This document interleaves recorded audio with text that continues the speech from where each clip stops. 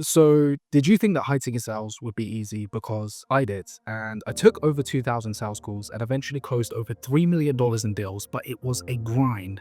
And I wish I'd known how to do it smarter.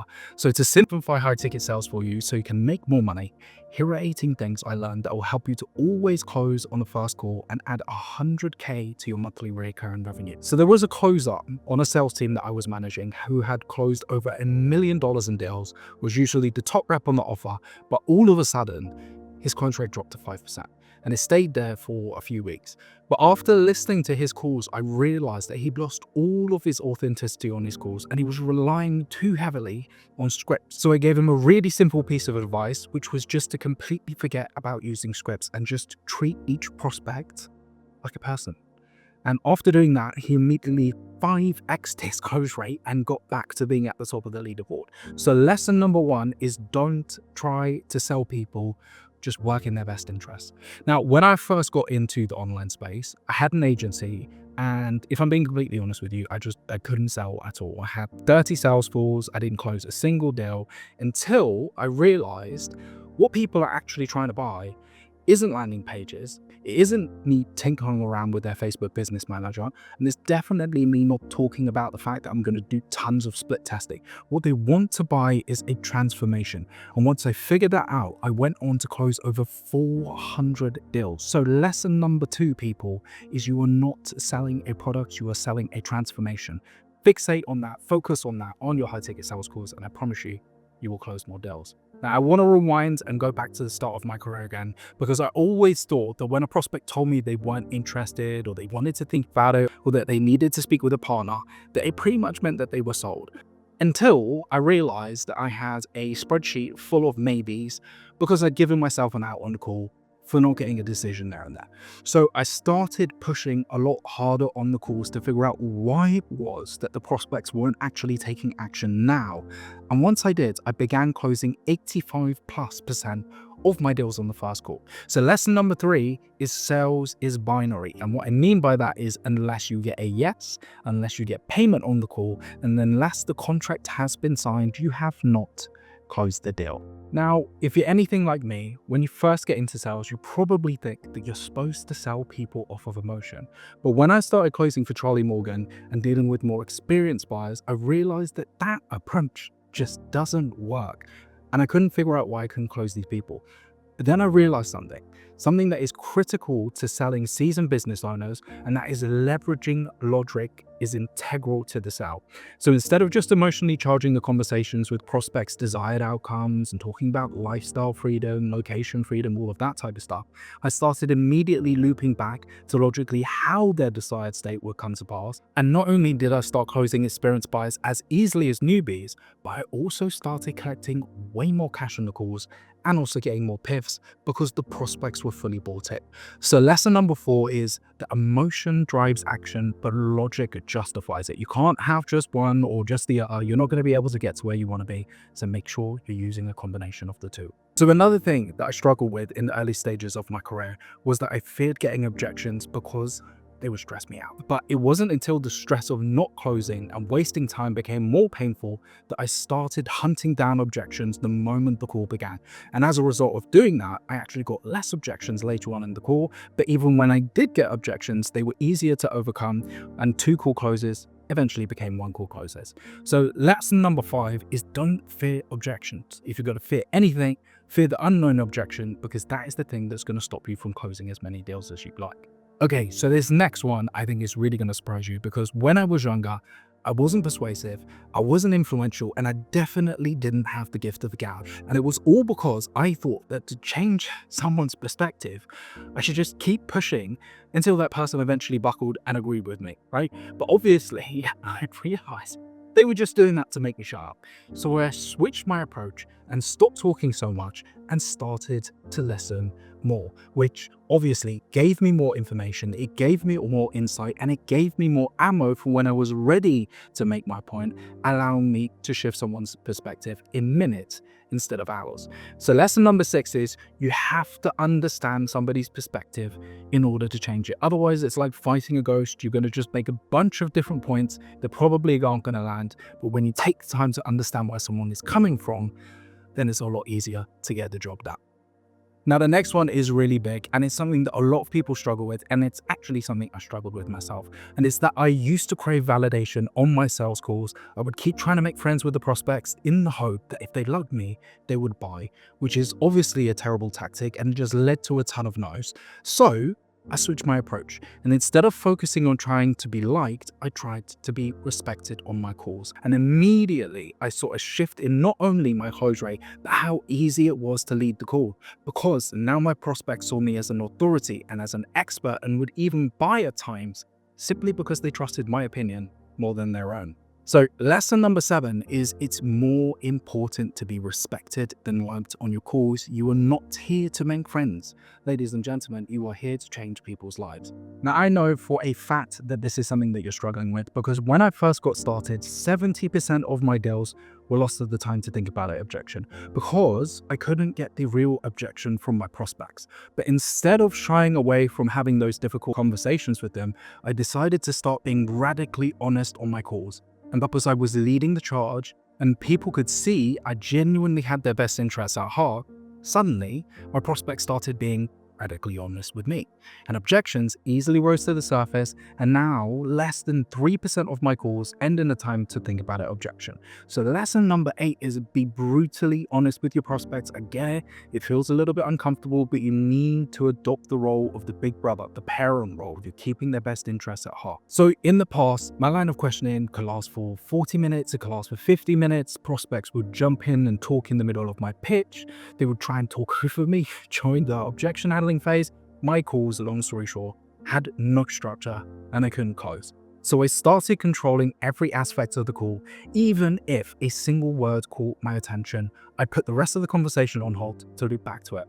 And the moment I did, not only did I start closing faster, but I could see objections coming from a mile off, because I began thinking like the prospect did, making it easier to avoid issues later down the line. So lesson number 9 is be controlling. Control the conversation, control the pace of the conversation, and control the emotions that are taking place in the conversation, because when you do all of the above, I promise you that you're going to close more deals. So this one's a little bit embarrassing, because when I started, I thought that anybody could be closed if you just pitched hard enough, put enough passion into it, spoke with enough gumption, until I saw that I was losing tens of thousands of dollars in deals to introverted, reserved, and logical buyers. So I started meeting the prospect where they were, instead of just leaning in with where I wanted them to be. And suddenly, prospects who I'd struggled to connect with previously would follow my lead all the way to the close, because both consciously and subconsciously they felt understood. So lesson number 10 is control your emotional state like a marathon pacer. If the prospect is, in a lot of pain, you need to meet them in that pain. You need to talk to them like you would talk to a friend who's just gone through a breakup. If your prospect is a little bit more high energy, meet them where they are high energy. Long story short, you need to make sure that you're leading the call emotionally. So as I started progressing in my career, I started investing into my development, and I was trying to use every script under the sun, but with no success.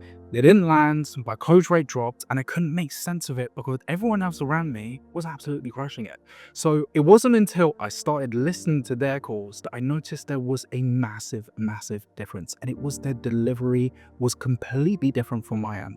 So what I did is I fixated on my tonality, speaking with more emotion, and the moment that I did, I closed $60,000 in deals in a single day. So lesson number 11 is how something is said is just as important as what is said. Imagine if I was delivering this entire YouTube video talking like this, and I'm really depressed and super boring. You're not going to want to pay attention. So you need to make sure that you're entertaining to listen to, but just keep that in mind. So when I first got into sales, I was like pretty much everybody else, and I thought that being good at sales meant that you had the gift of the gab, which meant I kept talking.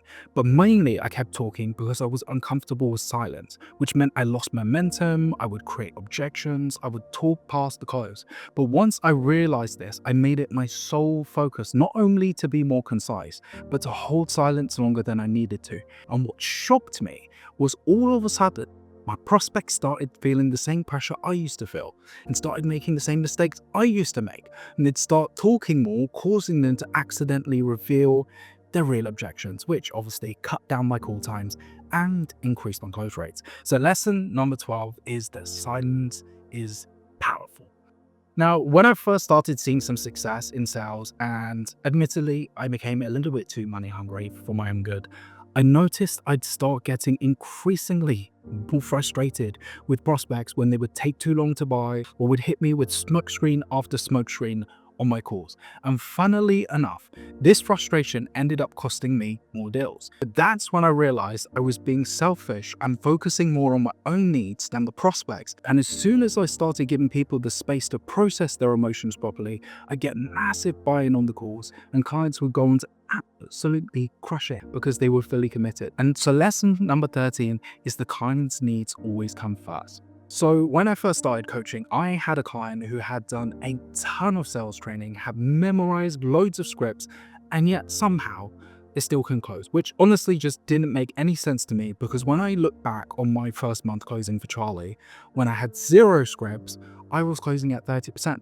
But then I realized what the gap was, and that was that he had lost his authenticity. They didn't sound like themselves anymore, and the prospects could sense that. So instead, I told him to follow the overall framework of the objection handling scripts, but to inject his own personality into the verbiage. And in 3 months, his business went from 10K to 50K per month. So lesson number 4 is remember that authenticity is infectious. Especially when people are dealing with salespeople, they think that you are going to lie to them. It's so important that you are yourself. So midway through my career, I had all the scripts, I had all the reframes, I had my tonality down pat, and yet sometimes my calls would go round and round and round in circles because the prospect couldn't grasp my logic. So instead of using linear thinking, I started thinking laterally and using more analogies as a way to leverage the decision-making processes that the prospect would use in other situations and get them to apply it to the current one. And that shift in approach allowed me to change someone's perspective in minutes, when in the past it would typically take me hours, or worse, end in a no deal. So lesson number 15 is analogies are the fastest way to reframe someone's perspective.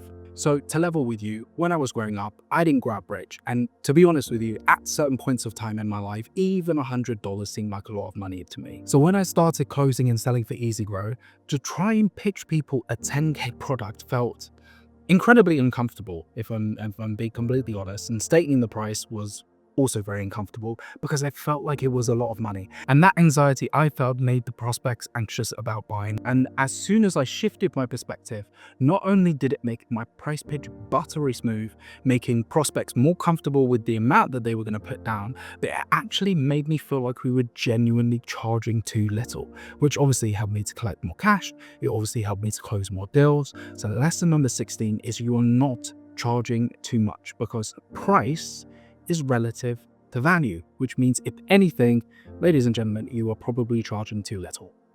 Now, I actually feel really foolish bringing this one up because it's so obvious to me now, but in the past, when I used to hear this is too expensive, I'd always take it at face value and think that it meant that the prospect couldn't buy it, which didn't make any sense because earlier on in the call, the prospect would have told me that they're making 30K per month. So I started digging and realized 99% of the time when a prospect says that it's too expensive, what they actually mean is they just don't see the value in your product. And once I understood this and started tackling the value gap head on, this became one of the easiest objections to overcome. So lesson number 17 is don't conflate money and value. And the very last thing that I want to share with you is that I had a client who came to me for coaching, and it would always take them 3, sometimes 4, even 5 calls to close. So what I did was I pulled apart his belief system about his ability to close on the first call. And 1 month later, he closed 9 7K deals on the first call, whilst in the previous month, he had 0 PIFs and only closed 3 deals. So the final lesson, lesson number 18, is you're not one call closing because you don't think you can. And this is going to change the entire way that you go about conducting your discovery, your pitch, your objection handling, even trying to make the ask. Now, although all of these lessons have been incredibly powerful, if you don't know how to actually implement all of the advice in this video, then obviously none of it is going to work. So watch this video next so you can solve that problem and hit 100K per month with your agency or coaching business. And with all of that said, cheers and I will see you just now.